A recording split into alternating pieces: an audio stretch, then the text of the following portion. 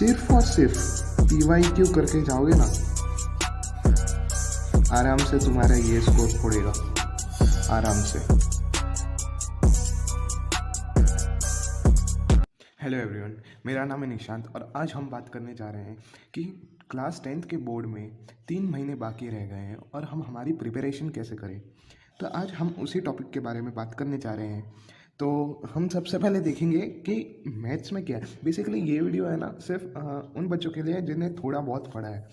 तो मैं मैथ्स के लिए, देखो मेरे खुद के क्लास 10th में मैथ्स में मेरे 97 आए थे।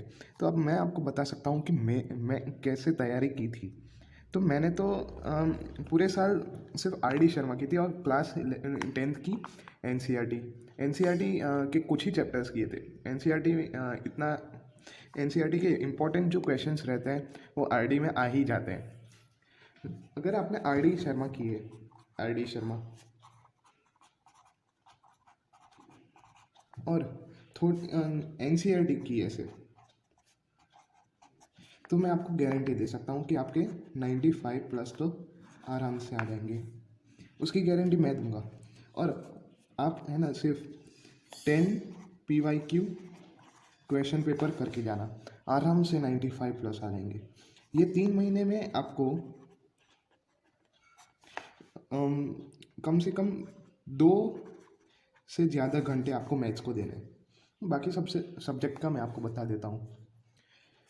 मैथ्स का पिछले साल बहुत ही इजी पेपर आया था, फुल्ली NCERT पे बेस्ड था। तो मैथ्स के लिए RD शर्मा नहीं करी है तो NCERT के सॉल्व एग्जाम्पल्स बहुत इम्पॉर्टेंट है, बहुत। और उसकी बैक एक्सरसाइजेज वो सिर्फ करके जाओगे ना, पक्का आराम से आ जाएंगे मार्क्स। ये सोचो कि अब तक के तुम्हारे 10th में सबसे ज़्यादा नंबर आने वाले हैं, क्योंकि वही सेम चीज़ मेरे साथ भी हुई थी। तो RD शर्मा नहीं भी किए ना तो सिर्फ NCERT के इम्पोर्टेंट क्वेश्चंस, जो 1-2 मार्क्स के भी होते हैं ना क्वेश्चंस, उसमें भी तुम्हारे कटेंगे अगर तुम NCERT नहीं करोगे तो। NCERT मोस्ट इम्पॉर्टेंट है। अगर और ज़्यादा लेवल बढ़ाना है तो RD शर्मा बेस्ट है। तो अब हम बात करते हैं कि साइंस में हमें क्या करना चाहिए। फिज़िक्स का पेपर और तो बहुत नहीं, थोड़ा हार्ड आया था फिज़िक्स का पेपर। उसकी जो एक्सरसाइजेज होगी ना हमारी, वो बहुत इम्पोर्टेंट होगी। बायो में हमें सिर्फ रीड करना है, सिर्फ रीड। और सबसे ज़्यादा वेटेज हमारा चैप्टर बायो में हमें सिर्फ रीड करना है। तुम्हारा सबसे ज़्यादा वेटेज होगा इवोल्यूशन वाला जो चैप्टर है उसमें होगा। फिर हमारा केमिस्ट्री की सारी इक्वेशन तुम्हें याद करनी पड़ेगी। नहीं याद होती फिर भी याद करनी पड़ेगी रट्टा मार मार के। केमिस्ट्री की जितने भी टाइप्स ऑफ रिएक्शंस है वो सब पढ़ के जाना, बहुत इम्पोर्टेंट होगी। तो NCERT साइंस में बहुत इम्पोर्टेंट है। NCERT सिर्फ करके जाओगे ना, पक्का 90 प्लस या फिर 95 प्लस आ जाएंगे, आराम से आ जाएंगे, आराम से। तो इससे हम फिज़िक्स में ज़्यादा प्रैक्टिस करनी पड़ेगी। मैग्नेटिज्म वाला जो चैप्टर रहेगा उसमें से बहुत उटपटांग क्वेश्चन आएंगे, तो इसलिए वो पढ़ के जाना, AC DC वो सब पढ़ के जाना। तो अब हम बात करते हैं, हाँ साइंस में हमें PYQ करना ज़रूरी है, PYQ करना ज़रूरी है। तो जिससे हमें पता चलेगा, कम से कम 5 पेपर तो कर ही लेना, क्योंकि हमें जिससे पता चलेगा कि हमें कैसे क्वेश्चंस आने वाले हैं।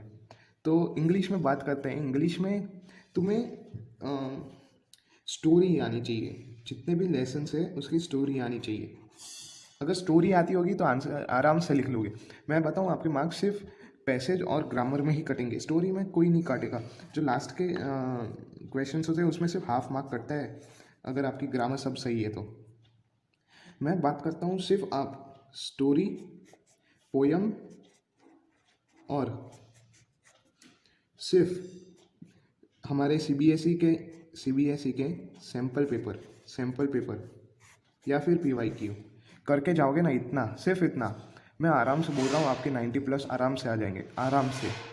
ये खुद मैंने ट्राई किया है। और अगर सैम्पल पेपर करोगे ना, सिर्फ सैम्पल पेपर में से आप ग्रामर ही करना, ग्रामर। क्योंकि जो हमारे स्टोरी और वो पोयम के क्वेश्चंस हो गए वो तो आराम से हो जाएंगे, सिर्फ आपको उसके आजू बाजू की स्टोरीज लिखनी पड़ेगी।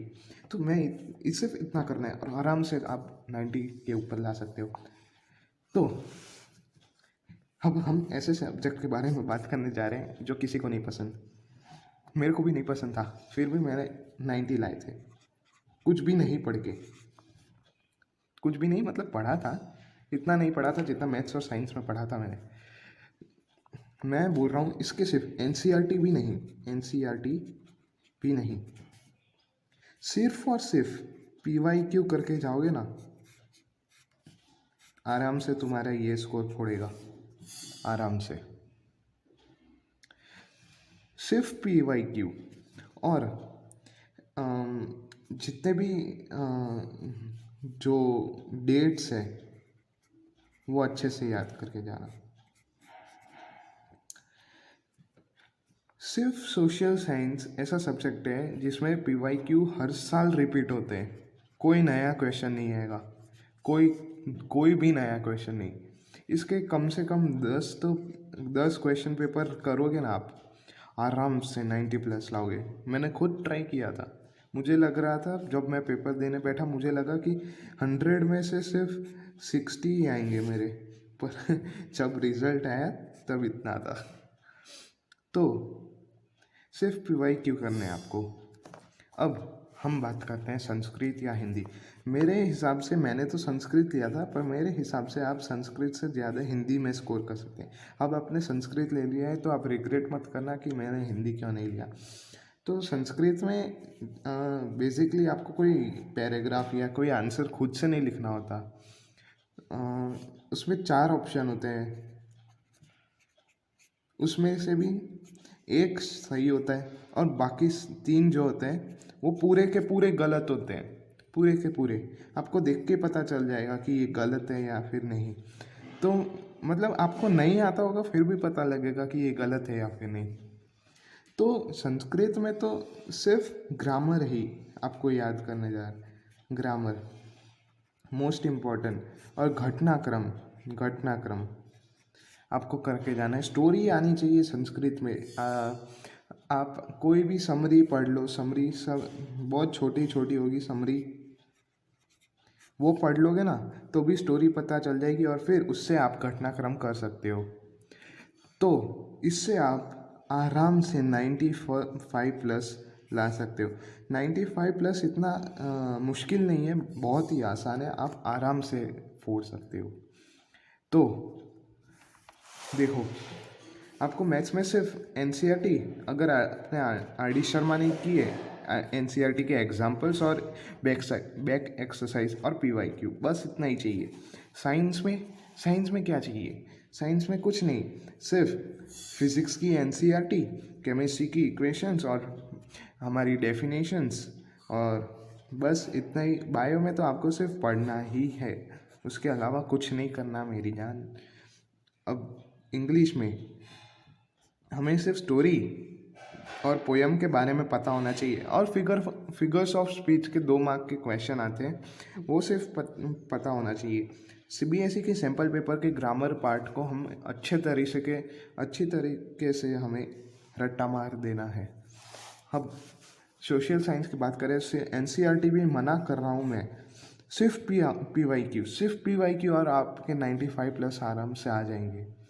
संस्कृत की बात की जाए तो भैया हमें सिर्फ समरी पढ़नी है और सैम्पल पेपर के हमें ग्रामर पार्ट करना है, बस आराम से आपके 95+ आ जाएंगे।